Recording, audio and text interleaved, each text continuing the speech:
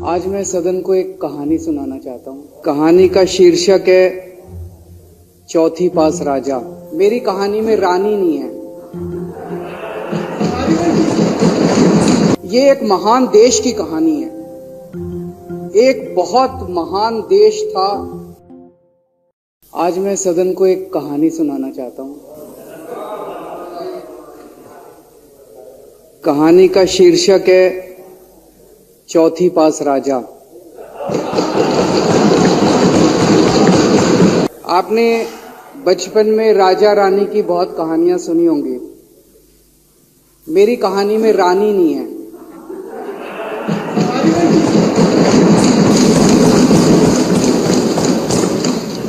बस राजा है। ये कैसे राजा की कहानी है अध्यक्ष महोदया, जो अनपढ़ था, चौथी पास था, बेहद अहंकारी था, बहुत अहंकार था, बहुत ज्यादा, और पैसे की इतनी हवस थी, इतना भ्रष्टाचारी था, इतना भ्रष्टाचारी राजा था। ये एक महान देश की कहानी है। एक बहुत महान देश था, कई हजार साल पुराना देश। उस देश में एक गांव में एक बहुत गरीब परिवार में एक बच्चे का जन्म हुआ। जब बच्चे का जन्म हुआ तो ज्योतिषी ने कहा, गांव में ज्योतिषी होते हैं, आते हैं, वो पत्री बनाते हैं। ज्योतिषी ने कहा, माई तेरा लड़का बड़ा होके बहुत बड़ा सम्राट बनेगा।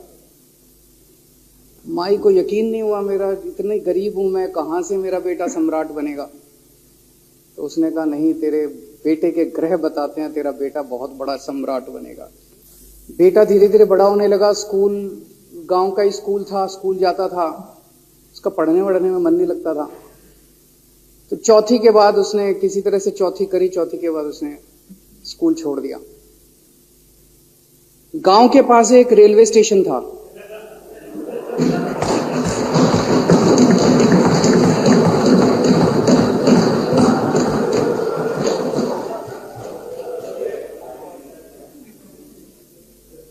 तो घर का खर्चा चलाने के लिए वो लड़का वहां स्टेशन पे चाय बेचता था। लड़के को भाषण देने का बड़ा शौक था। सारे गांव के लड़कों को इकट्ठा कर लेता, आसपास के गांव के भी इकट्ठा कर लेता, सामने वो खाट डाल लेता, उस पर चढ़ जाता और भाषण देता। धीरे धीरे आसपास के गांव के लड़के भी इकट्ठे हो गए। जिस भी चीज में भाषण देता, एक बार शुरू हो जाता तो बंद ही नहीं होता। अब ज्योतिषी ने कहा था, लड़का बड़ा हुआ, बड़ा होके एक दिन उस महान देश का वो राजा बन गया। पूरे देश में उसका नाम हो गया चौथी पास राजा। लोग उसको चौथी पास राजा कहते थे। अब उसे आता जाता कुछ था नहीं, पढ़ा लिखा था नहीं। अफसर आते, कुछ अंग्रेजी में चपर चपर करते, उसको समझ नहीं आता। अफसर जो मर्जी उससे साइन करा के ले जाते, जो मर्जी उससे साइन करा के ले जाते। अब वो कुछ पूछे अफसरों से तो उसे भी शर्म आती थी कि मैं पूछूंगा तो उनको लगेगा अनपढ़ आदमी है, पता चल जाएगा। तो उसके भी दिल में ये रहता था, यार मैं पूछूं ना पूछूं। पता नहीं किस किस चीज पे उसने चौथी पास राजा ने साइन कर दिए। फिर धीरे धीरे राजा को ये बुरा लगने लगा, यार ये मेरे को चौथी पास कहते हैं। तो उसने एक फर्जी डिग्री बनवा ली। कहीं से फर्जी डिग्री बना के ले आया, एमए की। बोला मैं एमए हूं। तो लोगों को लगा, यार ये तो ठीक नहीं है, ये तो फर्जी डिग्री हम बना के ले आया हमारा राजा। तो लोगों ने आरटीआई डाली। जो आरटीआई डालता उस पर 25,000 रुपए जुर्माना।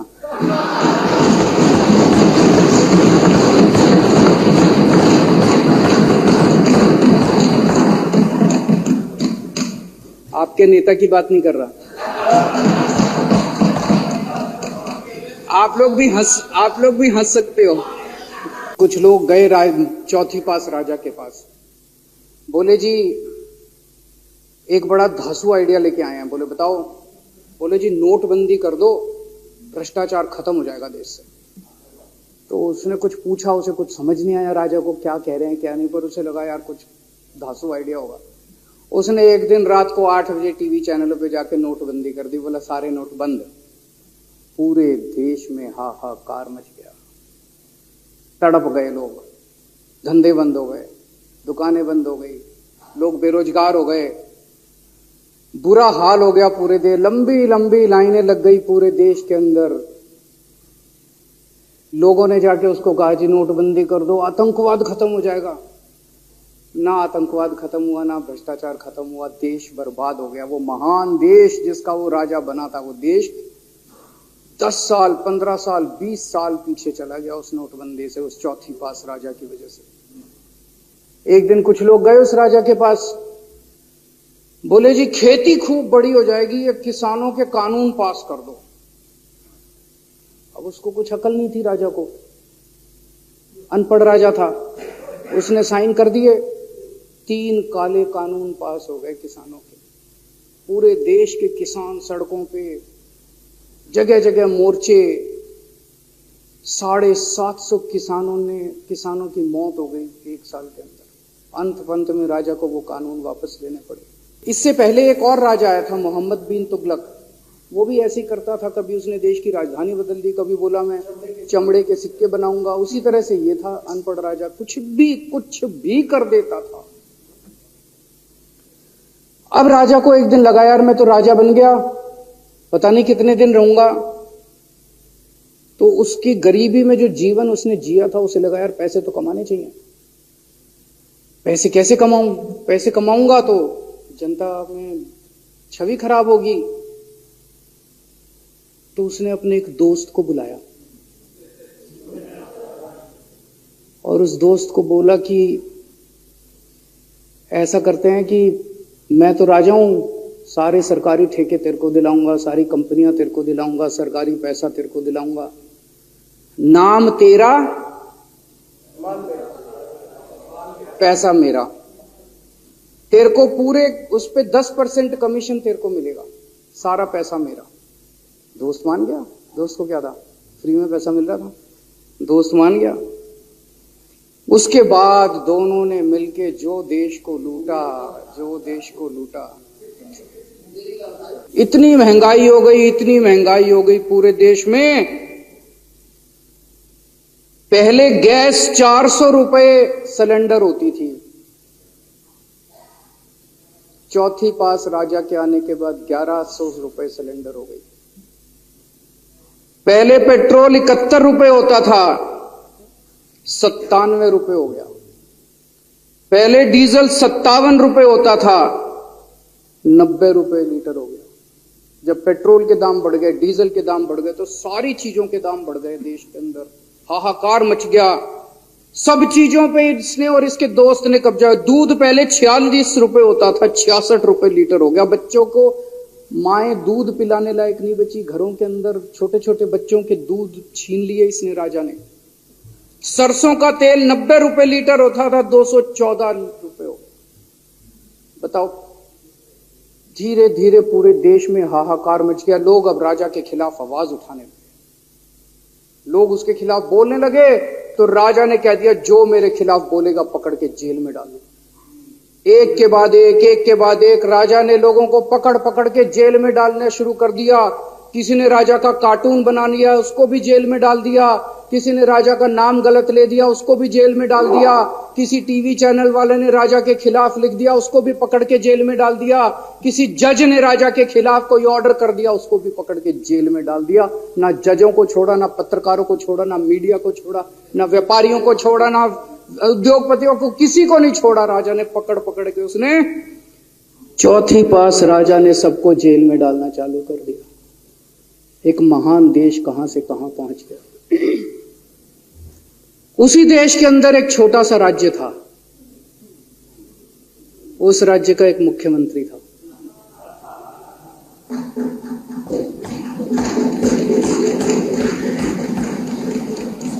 उनके चेहरे पे भी स्माइल आ गई। उनके चेहरे पे भी उम्मीद की किरण छा गई। वो मुख्यमंत्री अपने लोगों का खूब ख्याल रखता था। वो मुख्यमंत्री कट्टर ईमानदार था। वो मुख्यमंत्री कट्टर देशभक्त था। वो मुख्यमंत्री पढ़ा लिखा था।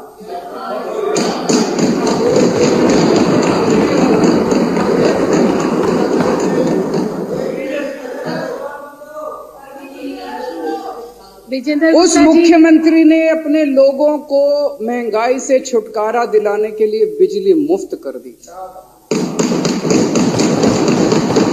भाई साहब, उसके बाद तो चौथी पास राजा पागल हो गया। उसने बुला के जो हड़काया उस मुख्यमंत्री को कि तेरी हिम्मत कैसे हुई।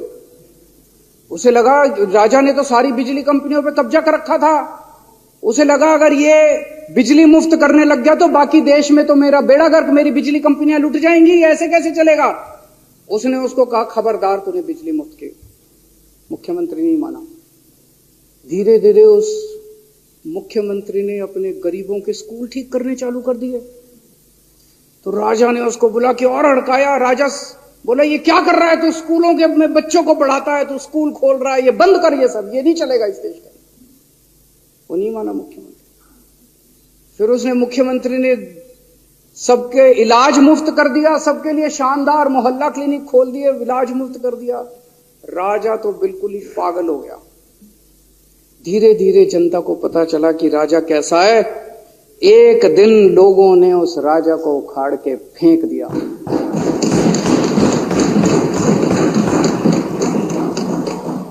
और लोगों ने एक किसी ईमानदार और देशभक्त आदमी को वहां बिठा दिया और उनकी सरकार आ गई। और उसके बाद देश से महंगाई खत्म हुई और देश रात दूनी चौगुनी तरक्की करने लगा। तो जैसे हम बचपन में सुना करते थे moral of the story, Hindi में क्या कहते, मॉरल ऑफ द स्टोरी का मतलब भाई इस कहानी में क्या प्रेरणा मिलती है। इस कहानी से ये प्रेरणा मिलती है कि अगर आपके देश में महंगाई है, आपके देश में समस्याएं हैं, आपके देश में सब कुछ गड़बड़ चल रहा है, तो सबसे पहले जांच परख के देखो आपका राजा अनपढ़ तो नहीं है।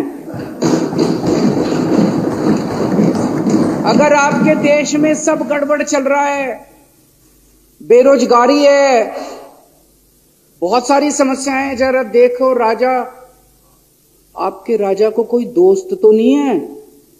अगर है तो सबसे पहले अपने राजा को उखाड़ के फेंको, नहीं तो आपकी समस्याओं का कोई समाधान नहीं होगा। आपकी समस्याओं का कोई समाधान नहीं होगा। वो पढ़ा करते थे अंधेर नगरी चौपट राजा, सवा शेर बाजी सवा शेर खाजा। बहुत बहुत शुक्रिया। तो नए हो तो सब्सक्राइब करो, वो जो लाल वाला बटन है उस पर फूट फेंक के मारो या फिर मोमबत्ती, मुझे नहीं पता, बस क्लिक हो जाना चाहिए।